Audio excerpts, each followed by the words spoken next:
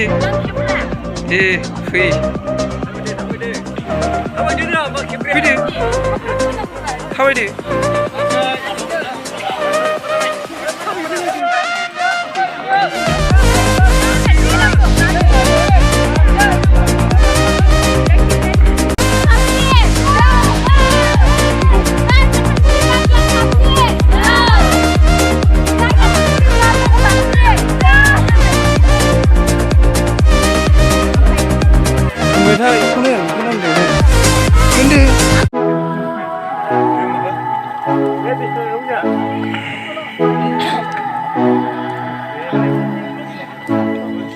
Bismuri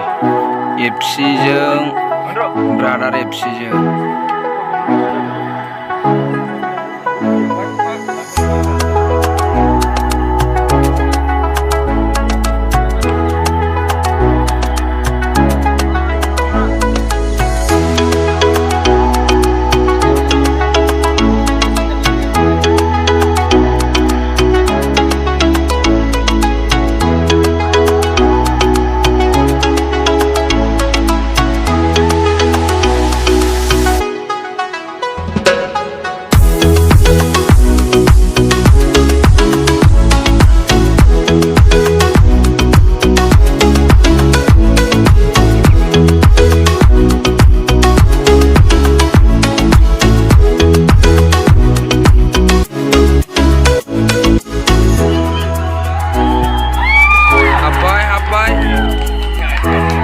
Bismuri FC ya brother FC को course गारसनबाय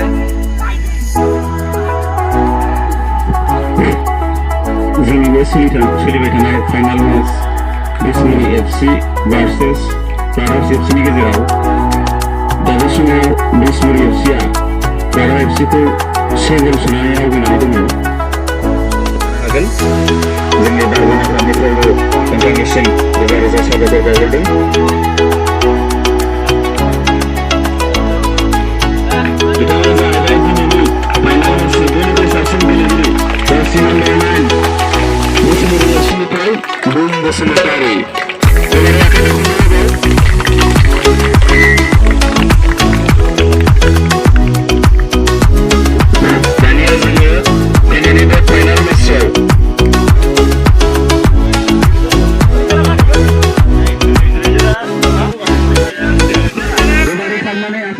बिथांमोननि थाखाय बिथांमोनाबो उन्दैनिफ्रायनो जोबजासिम नाजानानै फाइनालाव मोनफैनो हादों आरो फाइनालाव दिनै रानार आप जाफैनो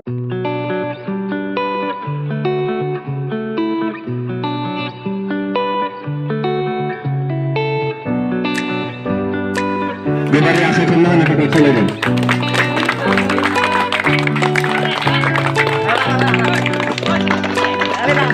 आसा खालामो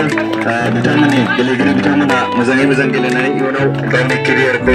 फुटबलनि गेजेरजोंनो दानानै लानो हायो बिथांमोननिसिम कान्थालगुरि बागान आफादनि जानानै रोजा रोजा साबायखर बावहरदों